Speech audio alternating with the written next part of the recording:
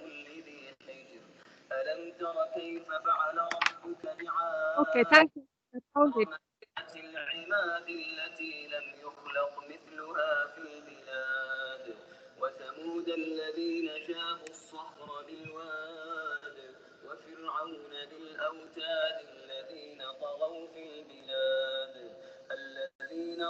في البلاد فأكثروا فيها الفساد فصب عليهم ربك سوط عذاب إن ربك لبالمرصاد فأما الإنسان إذا ما ابتلاه ربه فأكرمه ونعمه فيقول ربي أكرمن وأما إذا ما ابتلاه فقدر عليه رزقه فيقول ربي أهانن كلا بل لا تكرمون اليتيم ولا تحاضون على طعام المسكين وتأكلون التراث أكلا لما وتحبون المال حبا جما كلا إذا دكت الأرض دكا دكا وجاء ربك والملك صفا صفا وجيء يومئذ بجهنم يومئذ يتذكر الإنسان وأنى له الذكرى يقول يا ليتني قدمت لحياتي فيومئذ لا يعذب عذابه أحد ولا يوثق وثاقه أحد يا أيتها النفس المطمئنة ارجعي إلى ربك راضية مرضية فادخلي في عبادي وادخلي جنتي. أعوذ بالله من الشيطان الرجيم. بسم الله الرحمن الرحيم. About Surah Fajr, we explained that the first 5 ayats of Surah Fajr, Allah is swearing at few things, and there were some oaths that we explained. That all these oaths about Wal Fajr, Wal Layalin Ashr, Wal Shaf'i Wal Fat, Wal Watr, Wal Layli Idha Yasr, and I swear by the dawn, daybreak, the 10 nights, Walayalin Ashr, Washaf'i wal Watr, by the even and the odd, Walayli Idha Yasr, by the night when it departs. We said that all these, what are the relationship between these oaths and qasams which Allah has made in the first 4 ayats of Surah Fajr. And we saw that the contents of, we said that because when Allah explains, when Allah starts a surah by qasams with oaths, and there is no answer for these oaths, we should see how these oaths are related to the whole content of the surah. When we study Surah Fajr, we see that the contents of Surah Fajr is about blaming interests and dependencies on the world. And all these qasams, we explained that, are related to that the world has got no independent value for itself.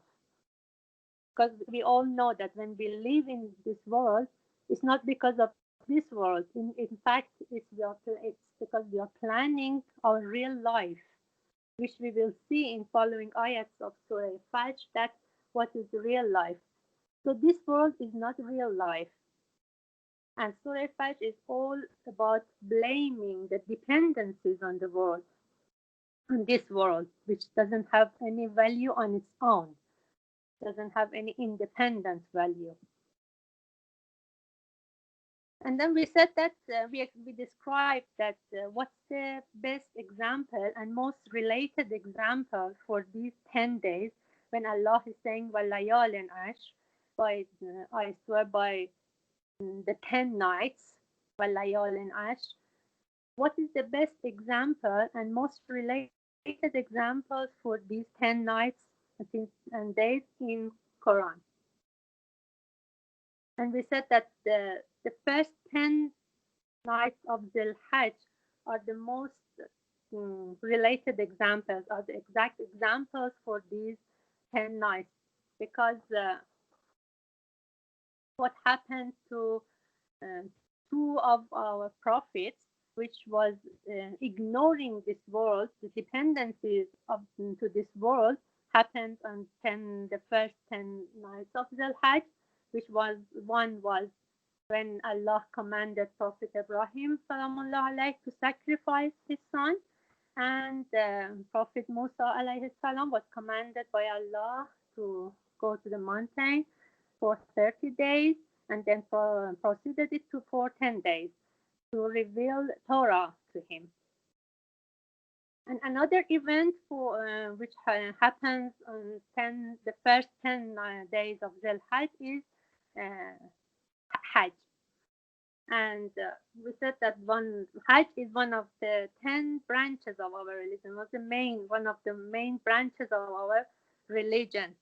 And what is it about? What is the main thing about Hajj? What is the main thing about the event of Hajj is that the main spiritual goal of Hajj is that we ignore our daily life, our worldly life, this life. We leave our families behind, we leave children behind, wealth, whatever we have, we leave behind, and we go with full attention to Allah. And what happens at the last day, Eid al-Zuha, Eid al-Qurban, finally sacrificing a sheep as a symbol of beheading or killing worldly desire. So that's why we say that it has been said that these oaths Allah has made are the most related example for this are the first 10 nights of Dhul Hajj. والفجر والليال عشر والشفع والوتر والليل إذا يسر. And we explained that Fajr it has been started from the last day. Fajr is the daybreak of Eid al-Qurban, Eid al-Zuha, which is the high point of these 10 days, and it's the day of sacrifice. And then Balayal and Ash is 10 nights of Dhul Hajj, which are all great nights, and it leads to Eid al-Zuha, Eid al-Qurban. Shaf, which means even, is the last even day before Eid al-Qurban. It's 8th of Dhul Hajj, is the day of Tarwiyah, and which was common that pilgrims would collect water to go to Arafat and Mina, because it was Arafat and Mina it was desert and there was no water, so that's the reason they have named it as Tarwiyah. And that is the odd day before Eid al-Zuha, Eid al-Qurban. It was the day of Arafah, 9th of Dhul Hajj. And Layl Izoyat, the last night of 10 nights of Dhul Hajj, which ends up to the daybreak of Eid al-Qurban, Eid al-Zuha. It means that it reaches Fajr. So all these qasam, all these oaths are in terms of some events, specific events, which they are about ignoring the world, which is related to the whole content of Surah Fajr. And in ayat number 5, هل في ذلك قسم لذي حجر, Allah is saying that in fact with all these examples, all these examples are more than enough for the person who is wise to wake up and to understand that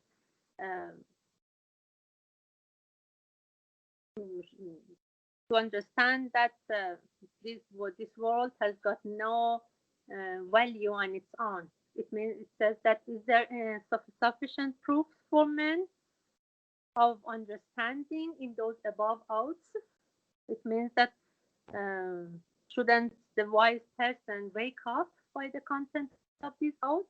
Shouldn't he avoid, for example, having a world-centered life Then Allah be the center in his life and all this.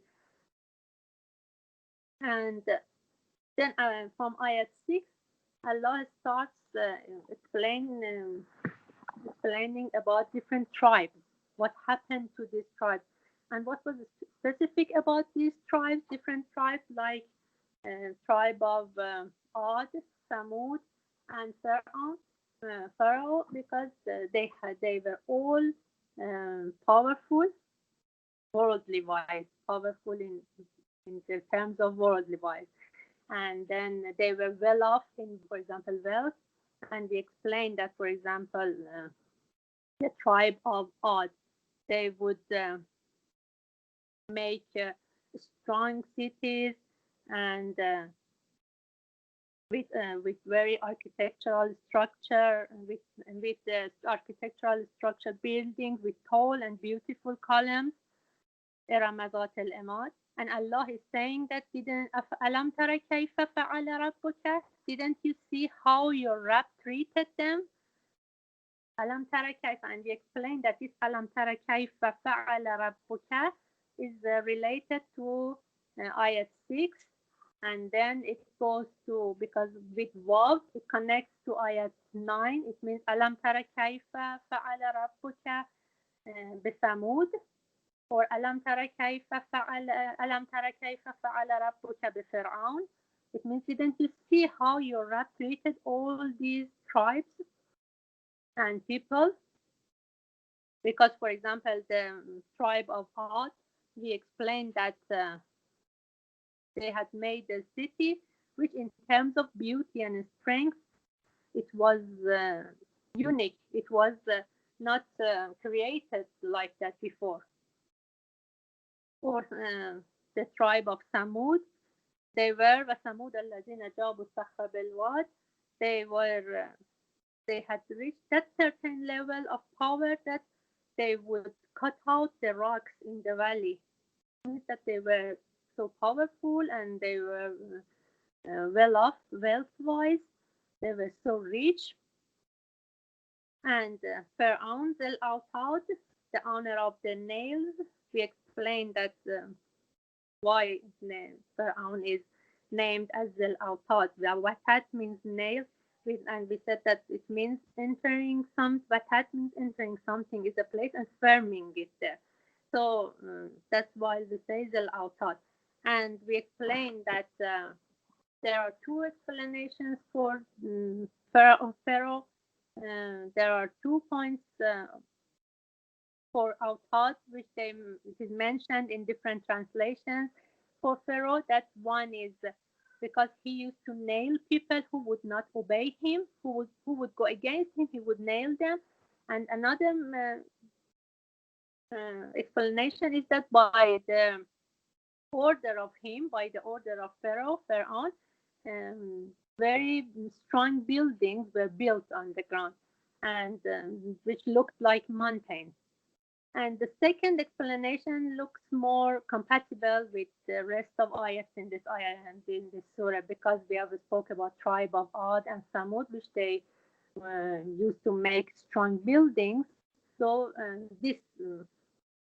the second explanation for Autad is considered for this is more compatible with the content of the ayats of the rest of the ayats.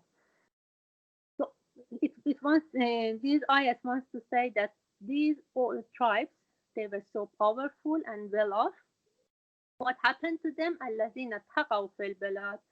So they rebelled in the land. They disobeyed Allah. Taqaw.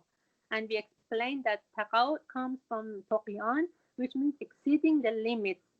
Which we said that, for example, when river goes in its flows in river base, it's beneficial. It's very useful. But when it's, for example, due to flood or lots of rain, it exceeds its limits, and it exceeds river-based limits, it can destroy everything around it. What they did was they rebelled, and they فأكثروا فيها الفساد. They made much corruption. They did fasad in the cities. They made much corruption, and in fact, they exceeded their limits, their diving limits. And that's why they were punished by hard punishment. And we explained that the reason Allah is saying that فَصَبَّ عَلَيْهِمْ رَبُّكَ صَوْتَ عَذَابٍ إِنَّ رَبَّكَ لَبِالْمِرْصَادِ فَصَبَّ عَلَيْهِمْ رَبُّكَ صَوْتَ عَذَابٍ. It wasn't because they were well off. It wasn't because they were powerful. It was because they used their power and wealth in the wrong way. They figure out secularism with two tools of power and wealth.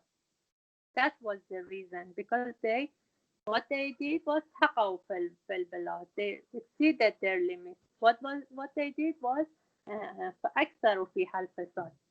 So the way they used their power and wealth, it made that Allah punished them hardly. And we said that when Allah is saying فَصَبَّ عَلَيْهِمْ رَبُّكَ صَوْتَ عَذَابٍ, it's poured on them scourge of punishment. Because إِنَّ رَبَّكَ لَبِالْمِرْصَادِ, because different, we said that there are two emphasized in this sentence, إِنَّ and لَا. إِنَّ رَبَّكَ لَبِالْمِرْصَادِ. La is for emphasize as well. Indeed, your Rabb is surely ever watchful. It means that Allah is always watchful over the rebels. So it's a threat for them. And then we come to ayat 15, the third group of ayat 15 to 26, which is very important. فأما الإنسان إذا ما ابتلاه ربه فأكرمه ونعمه فيقول ربي أكرمن. When Allah, mankind is mabtala, we explained that mabtala is from the root of balava. Balava in Arabic means examination, testing. When mankind is examined by his Rabb, by his Allah, فَأَكْرَمَهُ, how? By the granted blessings. When Allah examines and tests people by giving them easy life, facilities, honors, and lots of different kind of blessings, what mankind thinks, فَيَقُولُ, he says, the person says, and son says, Rabbi Akraman, my Rabb honored me. It means, for example, he liked me or he loved me, so he honored me. And then فَأَمَّا إِذَا مَا ابْتَلَاهُ فَقَدَرَ عَلَيْهِ رِزْقَهُ فَيَقُولُ رَبِّ أَهَانَنِ. But when he is examined by restriction of facilities, by, for example, difficulties, what happens? Mankind says, oh, my Rabb disgraced me. He didn't like me. He insulted me. We said that the Surah Al-Fajr is describing that this is the wrong view of mankind towards the world. Why? Because he is not aware of this mabtala, ibtila, testing, examining. Anything happens to mankind is an examination. In fact, when the whole time of the whole life we live in this world is an examination for us from Allah. So it looks like we are sitting down an examination. For example, when we have different test examination in our life, for example, to go to university or for a few hours, we sit down an exam. But it's exactly the same. The whole life, every second of our life is examination from Allah.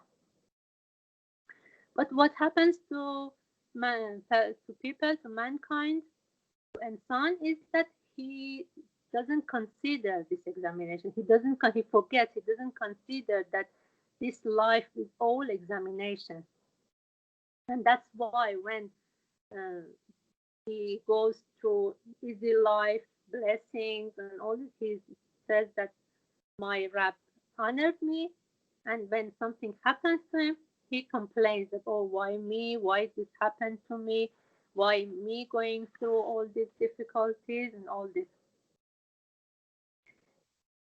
We explained up to here, we described last week, and now we want to carry on, inshallah, the rest of Surah. In Surah Fajr, Allah is explaining the roots of these wrong thoughts, wrong view of human beings. What's the reason that human being has got this wrong view? So far in this surah,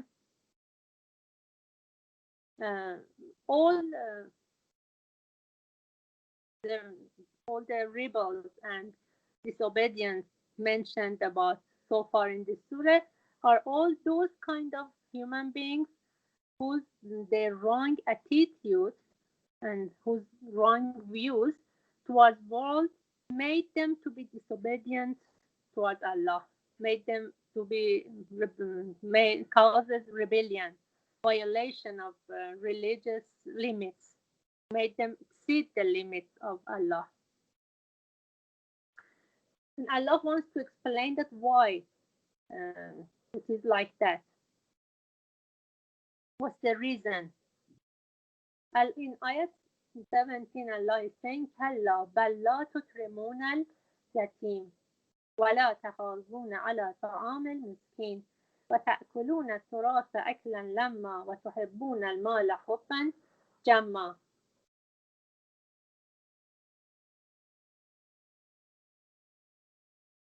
So we said that when Allah is saying that, oh insan, when Allah examined you by different type of blessing and easy life, security in life, and etc., you thought He has honored you, so you were happy.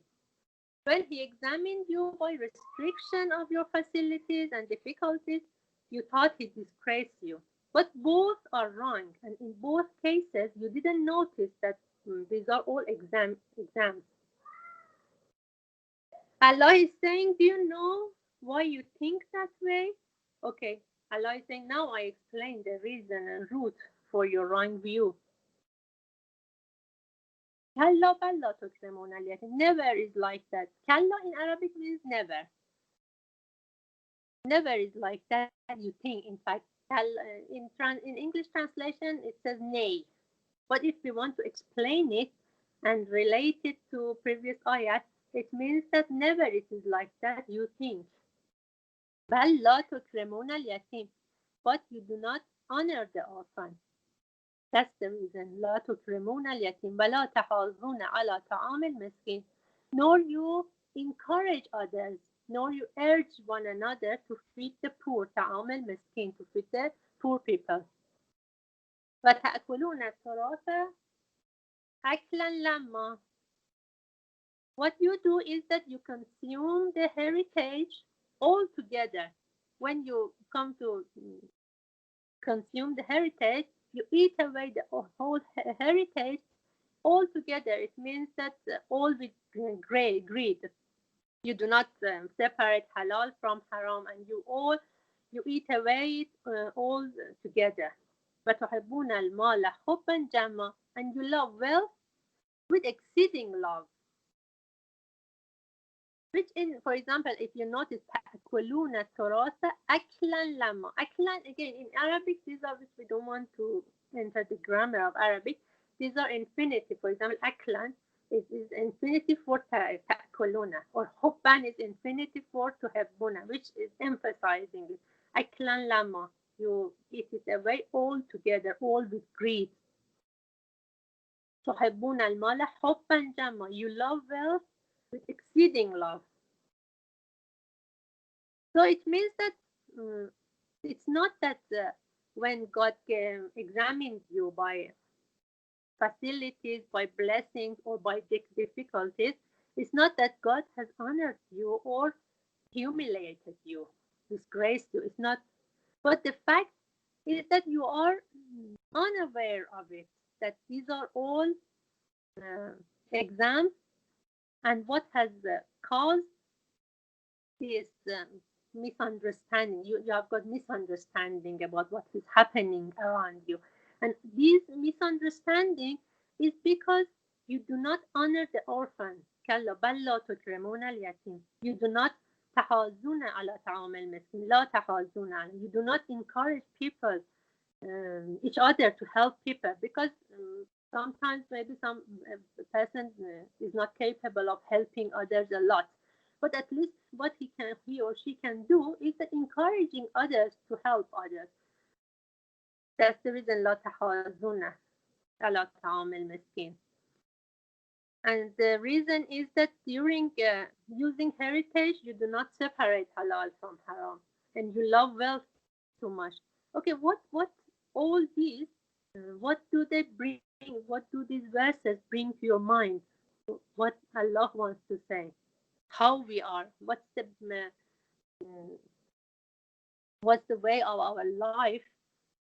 What does it mean when we do not, when the mankind do not honor the orphans, when do not help people and doesn't encourage each other to help people, and all this means that we all think about this world. It means that life is world-centered. It means that we love this world too much.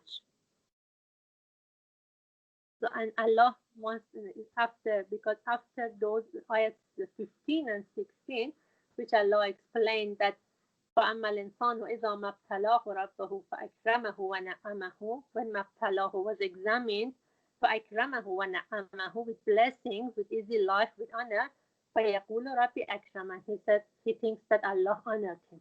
When it comes to difficulties, to restriction of facilities, فقدر عليه رزقه, when his facilities and his rest is limited, he thinks that Rabbi Ahan, and he says, my Lord didn't like me, disgraced me, didn't honor me.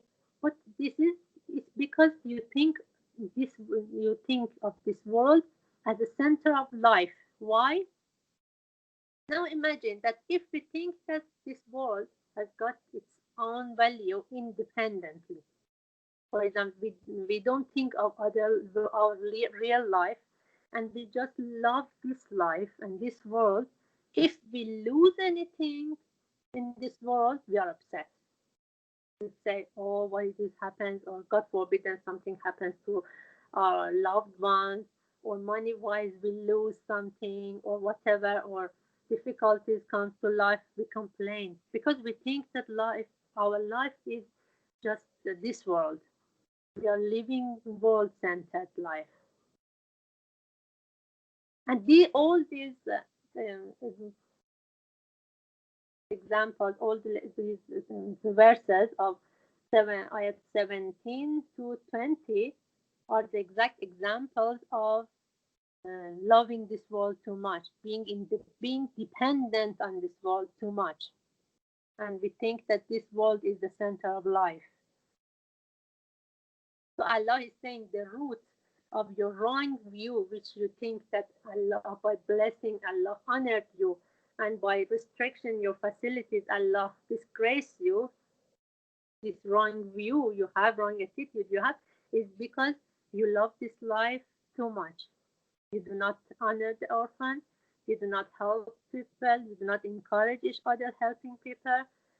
And when it comes to using heritage, you eat it away altogether without noticing which is halal and which is haram. And then you love wealth too much. And it's exactly, if you notice, it goes back to like the way different tribes of Ad, Samud, and all they were living like the way that this world is the center of life.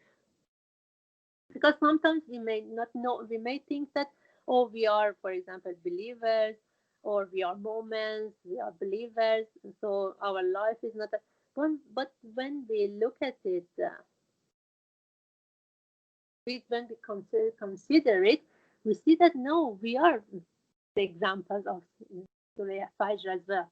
For example, how can we examine ourselves when in difficulties? For example, if some difficulties happens, or some problems happens, for example, we lose money, or we lose, God forbidden, we lose our loved ones and all this, we may think that, we are not patient, we don't have sabr. And when we get blessings, we are not grateful enough. Although while we are in difficulties, we have lots of blessings as well, and we ignore it. We just concentrate on our difficulties and we complain and all this, which we brought examples from Quran last week about, for example, as Prophet Yaqub or um, Qarun, both total two examples opposite. Which one was so grateful? Whatever I have is because of you, Allah. And but if I miss something, I lose something. It's an examination for me. Even blessings is examination for me. And Qarun, who was well off, he thought that all his wealth is just because of his knowledge. He could earn it on his own, and he lost it all.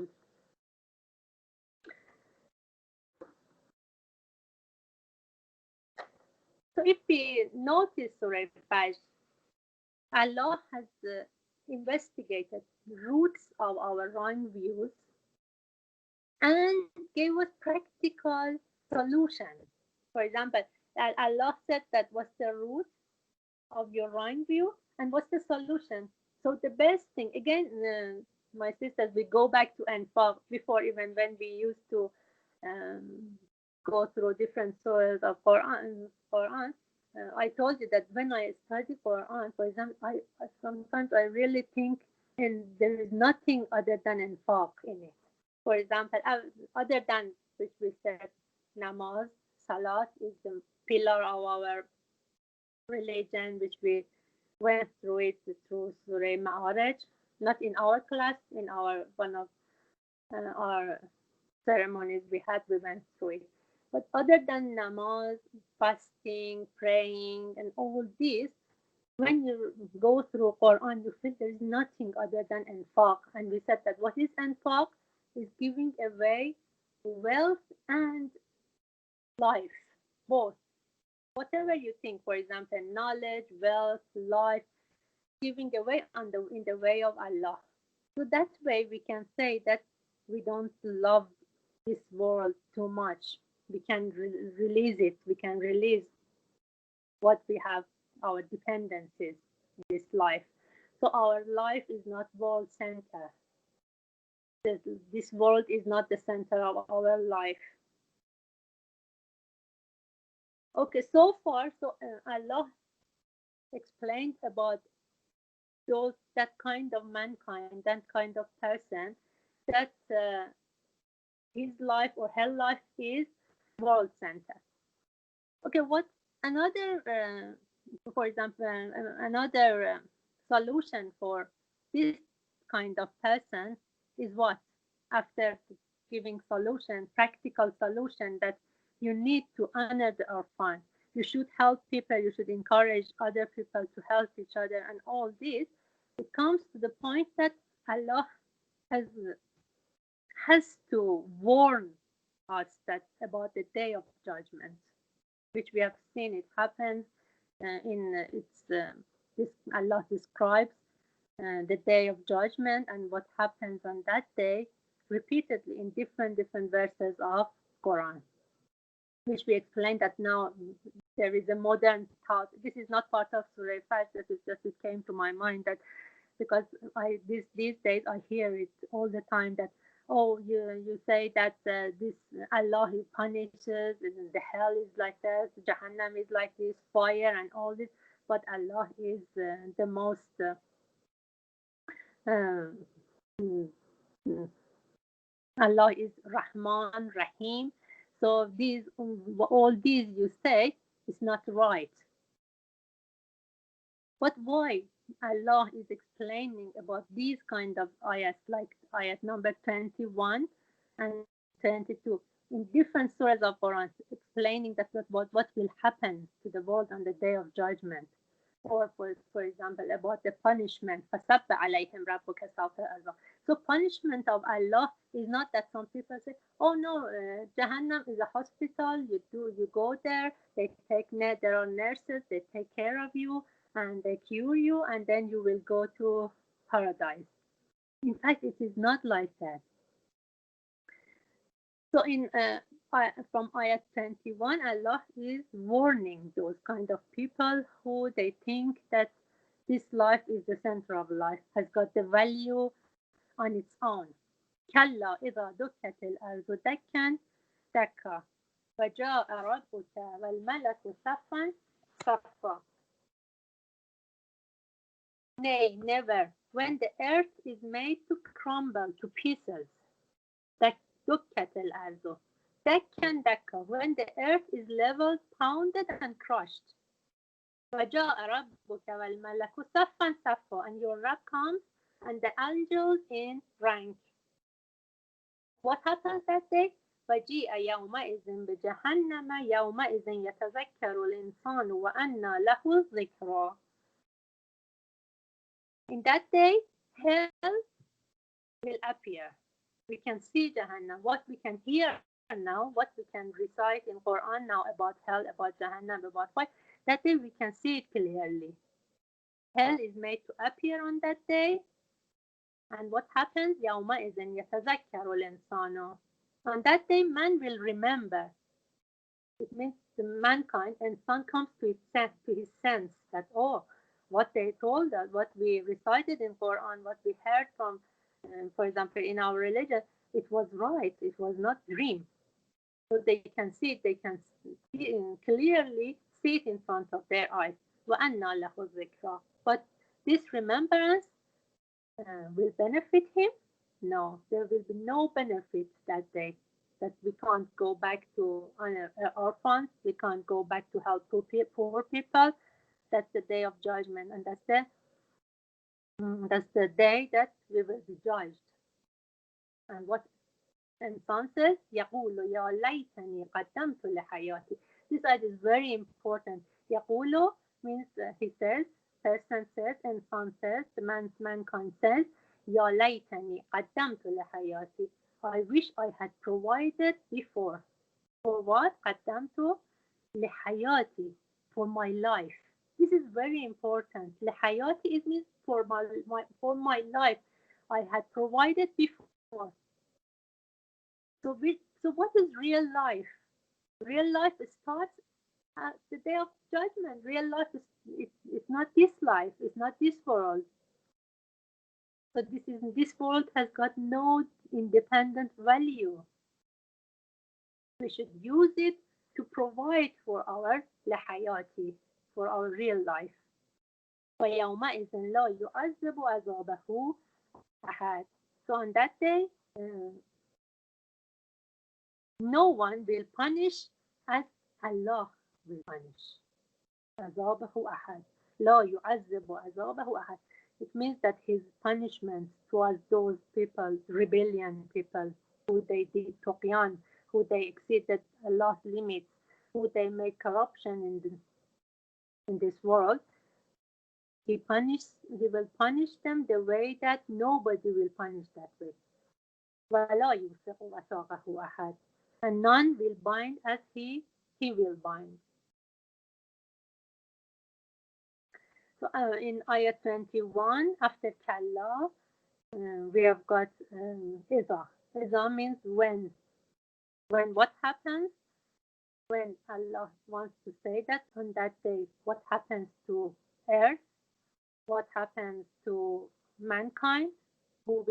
Mankind will be present in front of Allah to be judged, in front of Allah and all angels who are in rank, and he will be judged. And then hell will be the place for those who failed their exams. They didn't notice that it is mabtalahu, it is ibtila, it is examination, this world. And lahu zikra, there will be no benefit for them to come to their sense on the day of judgment. And nobody will punish the way Allah will punish. So what Allah did, describe the root of our mankind wrong view toward this world when he is blessed with blessing or he goes through difficulties, wrong view. And he described what's the root for this wrong view and attitude, because we consider this world as the center of life and we don't honor the orphans, we don't help poor people, we don't urge each other to help people, how important it is. And we love the wealth and this world, the power, everything is related to this world too much. We are so dependent on this world. So it's all blaming the dependency on this world as its own. As we explained that there is no harm to use this life. It's not that we don't enjoy this life. It's not that wealth is good. It's not good. We explained that no. In fact, if mu'minin are wealthy enough or well enough in wealth-wise and they are so powerful, it is what they should be. They should try their. The thing is, bad is using the tools of wealth and power in the way of exceeding Allah's limits. The way that they are that what is bad is that neglecting that this world is our examination time.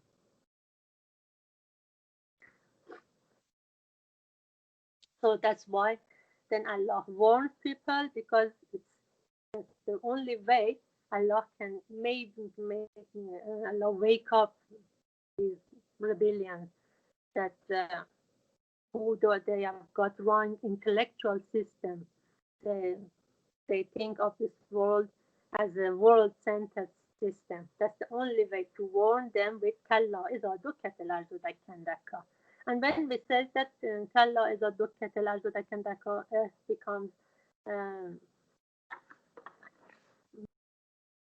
is made to crumble to pieces, it doesn't mean that the earth is going to be destroyed. No, just this earth will stay same, and we will have this earth in the hereafter life, but in different shapes.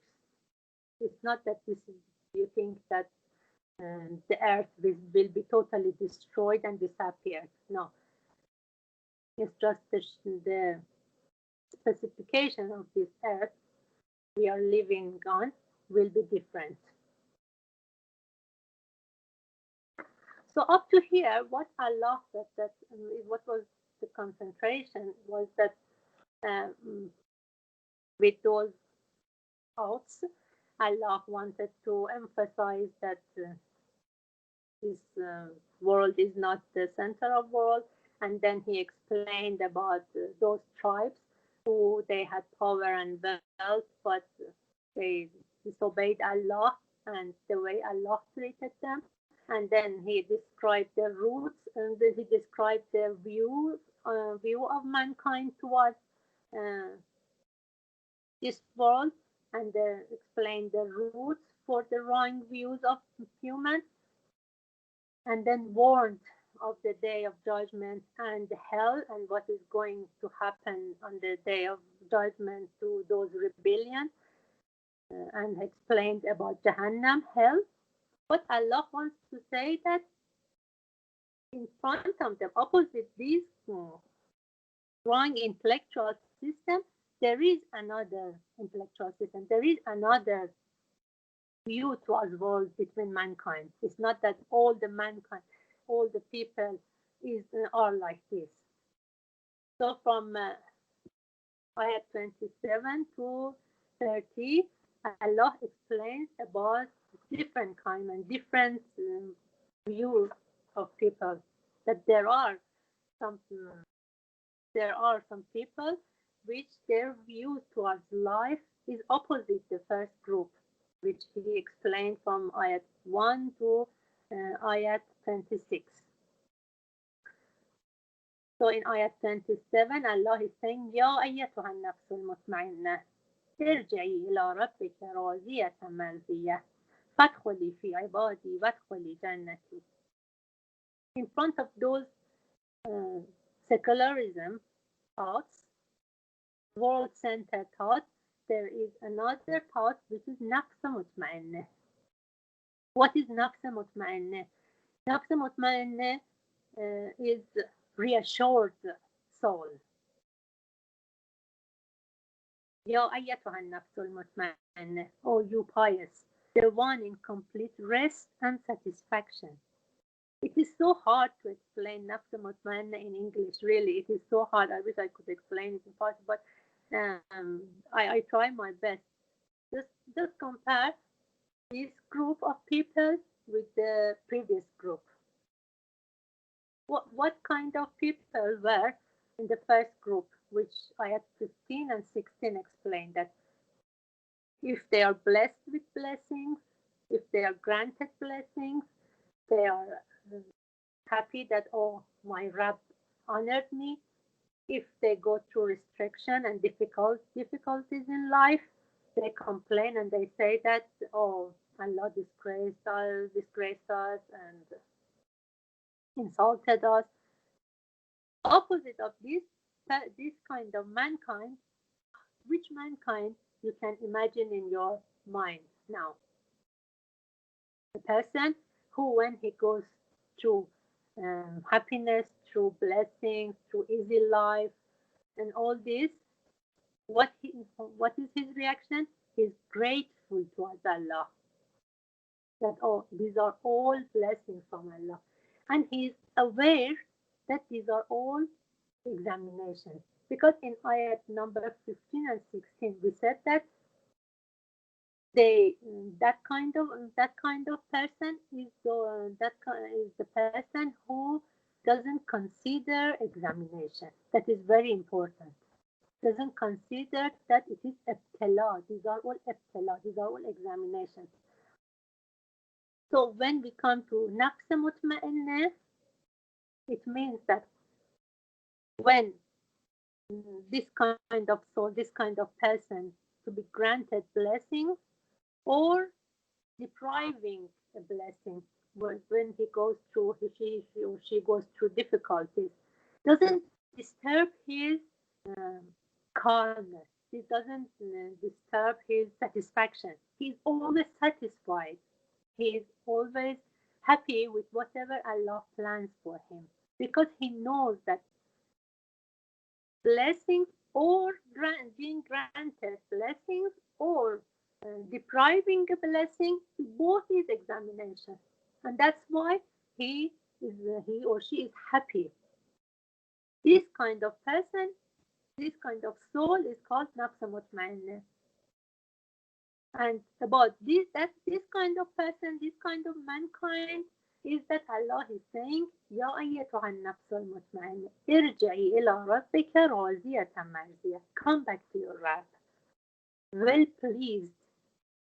Radiyatan, it means that you are well pleased with your Rabb, because you know whatever comes from him, whatever you go through your life is from him and is a test. So you are pleased, you are satisfied. And marziyah, and he is happy with you, because you are always considering that this life is not, this world is not the center of life. These are all examinations, and this life is a place which we provide. This world is a place which we provide for our real life. لحياتي قدمت لحياتي. So Allah is saying, Irji'i ila rabbika radiyatan mardiyah. It is really beautiful, this ayat, these verses, because Allah and the audience is the mankind now. Allah is talking to the mankind directly. Ya ayyatuha an-nafs al-mutma'inna, irji'i ila rabbika radiyatan mardiyah. Fadkhuli fi ibadi. Oh, you enter among my honored slaves. Being a real abd, being a real slave of Allah is not easy.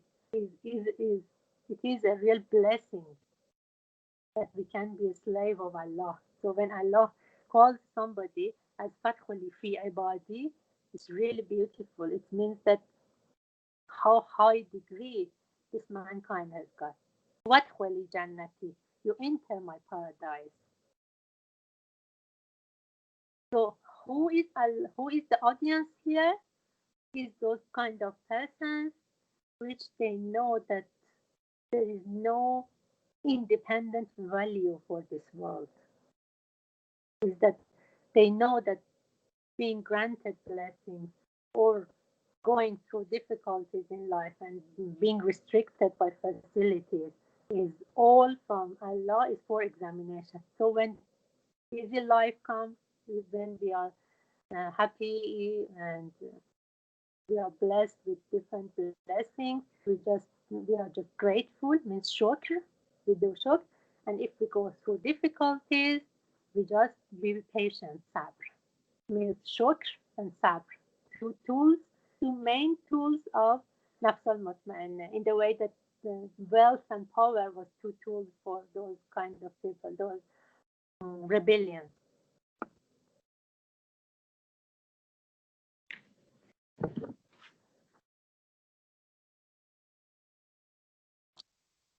So in this group of the fourth group of ayat 27 to ayat 10 to 30, Allah is inviting the owner of nafs mutma'inna, the owner of this calm and tranquil soul to itself. He is inviting him to himself, to his Jannah, to his paradise, which this kind of nafs raziyatan, it never complains. In any situation he is in, he never complains. And because always he noticed the exam, that anything happens, any simple thing happens in our life is an examination, so always he's calm, she's calm. And these words Allah has used in these verses, Rabbika, it means your Rabb, Rabbika, your Rabb. It's not plural, it's singular. It's just the audience is that kind of person himself, is one by one. Ibadi, again, ya.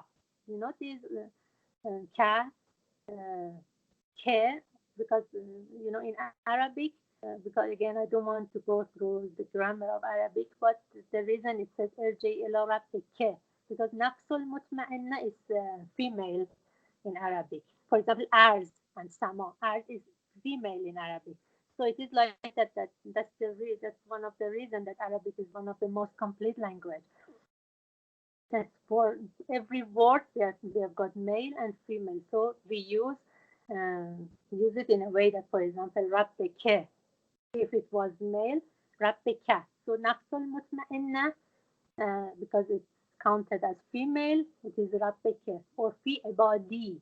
Ibadi means my slave. Allah is saying, and enter into the group of my special slaves. Jannati, again, yeah, is my. Jannati means my paradise. It means that very specific consideration of Allah towards the mankind who is like this, who has got this view of towards life, that happy, satisfied, and with everything happens. Why he is satisfied, mankind? Because considers that everything happens is examination, which generally about Surah Fajr, we can see that which atmosphere is ruling the world now. If we look around us, who do we think that he is powerful? For example, look around us. For example, even if we ignore people, consider countries. When we think, for example, about US, about Zionists, we think that they are so powerful. No, they are not. In fact, what outwardly, they are ruling the world. How? With wealth and power. So what is the criteria of people to notice somebody, to honor somebody? It's just his wealth and power. Oh, because they are powerful, we should be scared of them. What Surah Fajr is saying, that no, even these tribes, they were so powerful, but what happened to them? Because, and why? How did they use their wealth and power, which they ended up to punishment? So when, again, with these oaths at the start of Surah Al-Fajr, Allah is emphasizing that the world has no independent value. And by describing the tribes of Ad, Samud, and Pharaoh, he wants to say wealth and power couldn't protect them. Okay, why? Uh, why did they exceed their limits? Why did they تقوا في البلاد? Because they were unaware of that this world, this examination is all Allah's examination. So how did they live? What was the practical route? Because they did not honor the orphans. لا تكرمون اليتيم. What's the practical route of their wrong view? Because it means that if we practice these things, if we practice honoring orphans, if we practice helping poor people, if we encourage each other in helping others, and if we don't love them, the cause is that we will be separated from this world. We don't think as this world as the center of life. So these are practical routes and can be practical solutions. What was the only? I'm going through the whole Surah Fajr now. What was the only way to rescue these people, to wake up these people? By warning them about the day of judgment in third group of ayats, verses of Surah Fajr, like كلا إذا دكت الأرض دكا دكا وجاء ربك والملك صفا صفا, by warning them that on the day of Jahannam, on the day of judgment, Jahannam or hell will be the place for those people who they did not consider this world as an examination. So if we don't wake up on this world, anyhow we will wake up there on the day of judgment, but there will be no benefit that time. To the point that the person says, يقول يا ليتني قدمت لحياتي. I wish I had provided something for my life. Hayat means life. On ayat 24, لحياتي, hayat means life. Hayat with is ta, with two dots, it means life. So it means that the real life is the hereafter life. And there will be punishment which they cannot imagine Allah will punish them the way nobody will punish them. So and then from ayat 27 to 30, Allah is talking about different kind of person. About nafs al-mutma'inna, who is calm and satisfied with whatever happens to him. We can see that if we practice Surah Fajr in our life, how easy and how calm life will be for us. And then we can provide how much we can provide for our real life, for our hayati, how much we can provide for that instead of concentrating on this world. By living in this world, by living the best, by using the best of this world to provide for our real life, just by practicing Surah Fajr. So which group of verses are the main groups in Surah Fajr? If we go through them, the first group is just to emphasize on the whole content of Surah Fajr, and the last group, Allah just wants to show that it's not that all the mankind, there are some intellectual systems like this as well as Nafs al-Mutma'inna, as calm and satisfied with whatever happens to them from Allah. But we see that Allah doesn't explain Nafs al-Mutma'inna too much in Surah Fajr. So we can see that first groups, which were oaths, and this group of the fourth groups of ayat of verses are not the main groups. So now we should decide between second group and third group. Second group was Allah explaining about different tribes and what happened to them, how they used their wealth and power, and what did they do, and how Allah reacted them, treated them. And in third group, which is mainly ayat 15 and 16 to 25.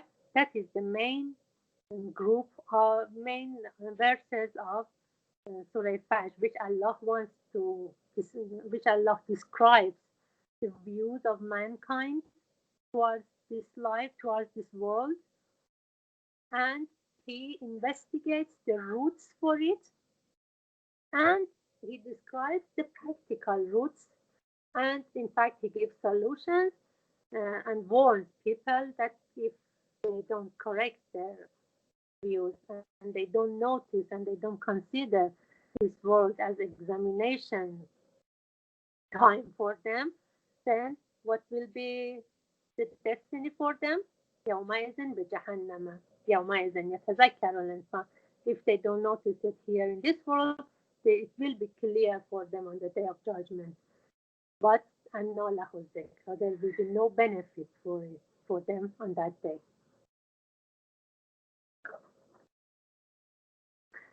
And Imam Sadiq alayhi salam is saying that there is a riwayat or hadith from Imam Sadiq alayhi salam that the purpose of Nafs Mutma'inna in the Surah Fajr is Imam Hussein alayhi salam. Now we are getting close to Muharram.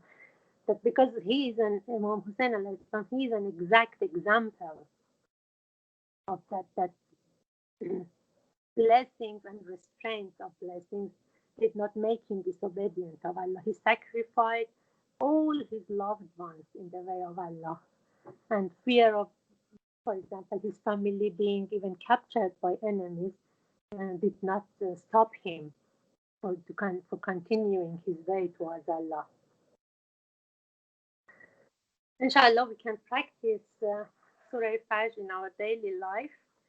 And in the I recite a small paragraph of Ziyarat of Aminallah, which Imam Sajjad alayhi salam recited for Imam Ali alayhi salam, but we can recite for any of our Imams we go to for Ziyarat, or even from home we can recite the Ziyarat Aminallah, which is, I'm sure you all know it, because it is related to Surah Fajr. I'm going just to recite, to read a small paragraph of it.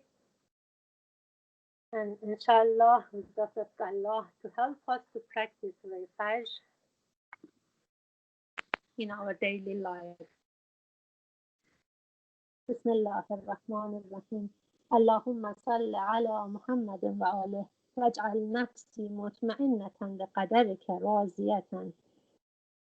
واجعل نفسي مطمئنة بقدرك راضية بقضائك مولعة بذكرك ودعائك محبة لصفة أوليائك محبوبة في أرضك وسمائك صابرة عند نزول بلائك شاكرة للفضائل نعمائك ذاكرة لسوابق آلائك مشتاقة إلى فرحة لقائك متزودة التقوى ليوم جزائك مستنة بسنن أوليائك مشغولة عن الدنيا بحمدك وثنائك. O Allah, make my soul satisfied with your decree, with whatever you plan for me, pleased with what you have destined for me, fond of your remembrance and supplications, loving your chosen friends. Let me be well liked on your earth and in your heavens, patient when you send down afflictions, grateful for your gracious blessings, remembering your abundant bounties, yearning for the happiness of meeting with you, equipped with piety for the day of your reward, avoiding the manners of your enemies, diverted from the love of world by your remembrance and your praise. Inshallah. Allahumma salli ala Muhammadin wa ali Muhammad wa ajil farajahum. Thank you for listening, being patient. And if there is any question? Yes, I wanted to ask a question. I hope I'll find it. Just 1 second.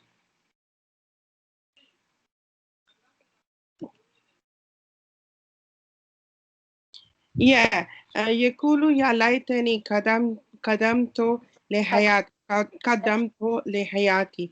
Like when he will say that I wish I sent some good deeds for my real life. Yes. Can we relate this ayat to the ayat before, like where he doesn't like encourage other people to feed the needies, and he ignored the orphans? Can we relate to that? That this ayat is related to that sort of Mhm. deeds is we talking about when we are saying that I wish we sent some good deeds for my real life. Yeah, well done, Sister Aram, because because that is one of the skills in Tadabbur, that we can relate ayats to ayats after each other, and that's very good example. For example, because Allah is saying the cause of your wrong views are these, and then when he says that يقول يا ليتني قدمت لحياتي, I wish I had provided something for them. Yeah, of course, this can be, because these ayats all are related together, so it can be Okay. one of the exact examples can be this. And because we said that when we go through different verses of Quran, you can see that it looks like there is nothing important than infaq, than helping others, wealth-wise or life-wise, whatever you have, to giving away in the way of Allah, which one of the most important examples in Farsi we say mistaq. The best mistaq, or the best example for it is honoring orphans, is ikram yatim. Honoring orphans or tahazun, encourage each other in living in helping others. Or when it comes to heritage, we use it with notice how what is halal and not what is not halal. And tuhibbuna al-mala hubban, yeah, it can be. It is one of the exact examples that through that we can send lots, we can provide for our real life. And we can give this to the as a solution as well. When if asked what are the solution Allah has given in Surah Fajr, so these are the solutions that like the main thing is infaq, like Yeah, feeding the needies, and not ignoring the orphans, and helping the orphans as well. yeah. um, yeah, You know why? Because when we practice infaq, when we practice yeah, helping other on the river, no, automatically, you know what it is. But for example, we say, I don't know if this is right example here or not. For example, when we say iman wa amal saleh, we say that belief and practicing it is two things that they are in direct reaction together. When, for example, when we do infaq, when we help other people, when we honor orphans, it is we practice it in our life. Automatically, it corrects our view. It modifies our view that we will not be dependent so much on this world as the center of life. yeah, yeah, Yeah. So definitely. these are on direct reactions. Yeah, Last definitely. question. Sorry, I'm not giving other people chance. This No, last question is the one where it says, "Ja'a rabbuka wal malaku saffan safa." In the translation, it says, "And your Lord will come, and the angel as well, lined up in rows." yeah. Uh, is that the right way of saying that? In fact, it's describing the day of judgment Yeah. when we are present, when mankind will be present there to be judged. Okay. How it is like that jaw Arab, but because we know that it's not our Rab comes physically. Yeah. Yeah. Yeah, Yeah. it's not physically. So but when it is a right translation, that Yes. it describes that the environment on the day of judgment, and when we will be present there to be judged, is that our Rab has come, and all the angels are in rank too, and we are present, that we will be present there to be judged. But when we will see that what was reality, there will be no use for us there, because we can't go back to life, this world. We cannot go back to this world and practice what Allah said. Oh, So if thank you. if God forbid and we disobeyed Allah's rules, we exceeded Allah's rules, and if these people taqaw, did tuqyan and exceeded limits, there will be no use there. So it's the time to wake up is now, not there. Thank you very much. You're welcome.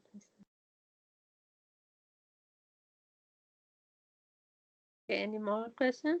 Sister Faiza just joined. Welcome, Sister Faiza. Okay, Sister Ann, would you please switch off the record? So Hello, Assalamu alaikum. Have you finished?